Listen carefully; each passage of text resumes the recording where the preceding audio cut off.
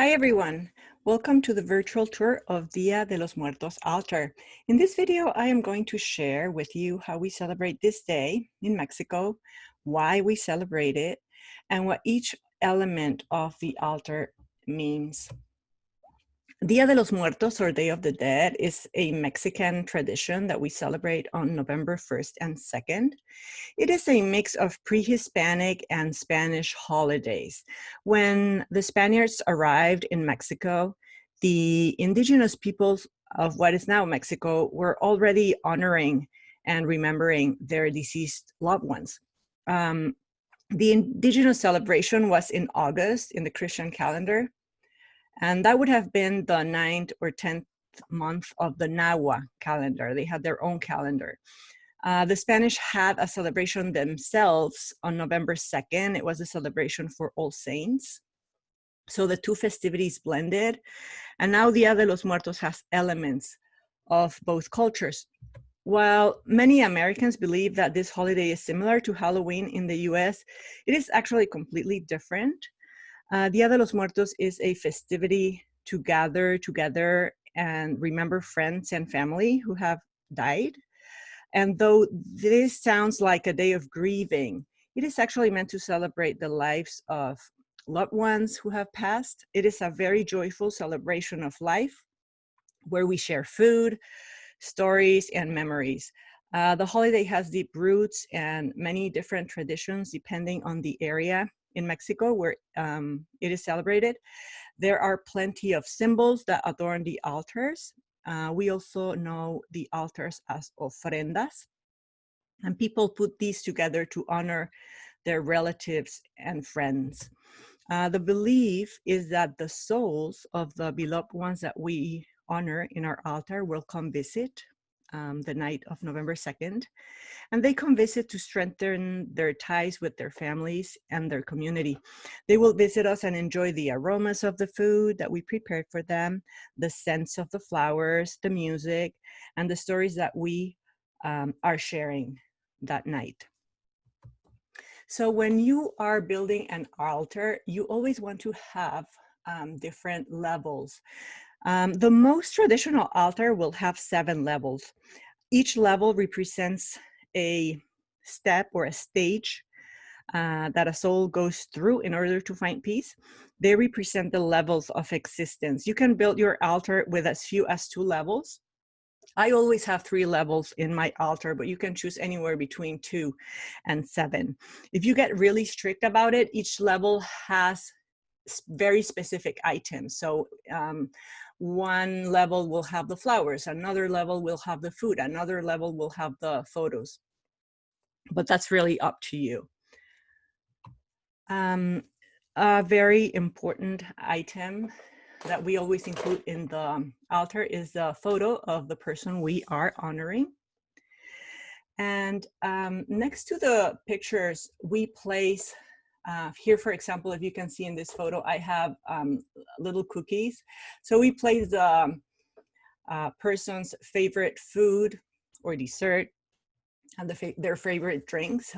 This altar was for my grandma, so she loved sweets. So I always have little cookies for her.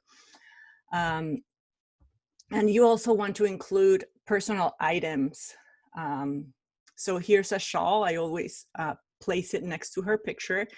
And you can also see there a drink.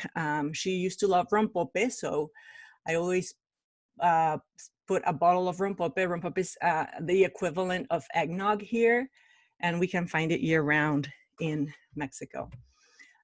You always want to also include the 4 elements of nature, so earth, water, wind, and fire.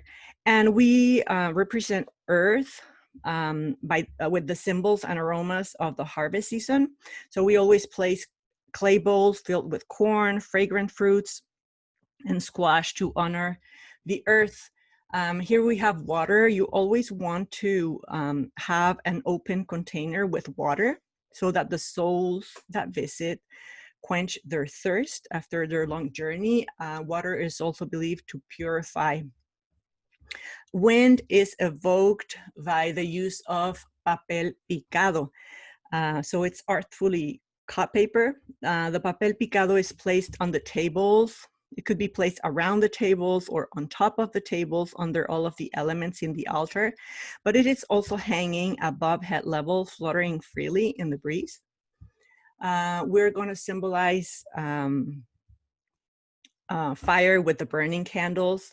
The candles also guide the souls back home, and they are representative of the souls themselves. So we want to place one candle for each deceased relative that we are honoring. The light of the candles also symbolize faith.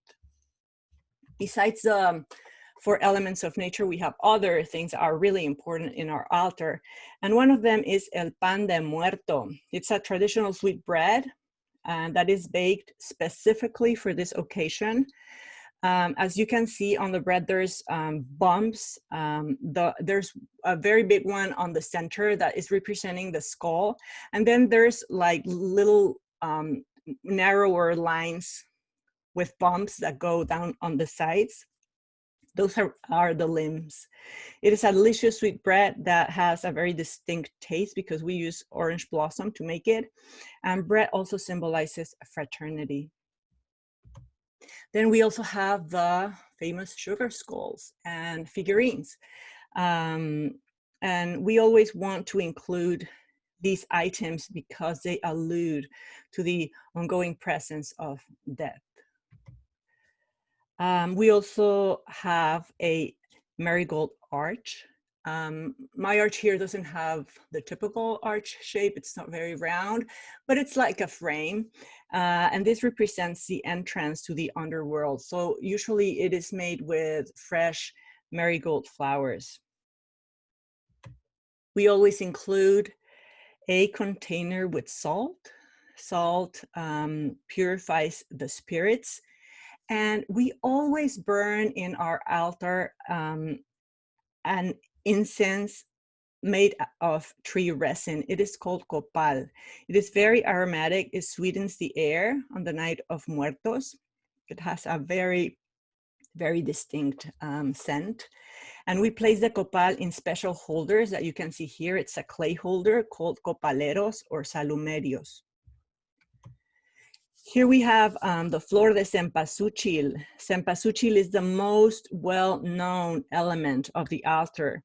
It guides the spirits on this night to their respected altars. Flowers also represent the fleeting nature of life. So they can be placed in flower vases or can be used to form a cross.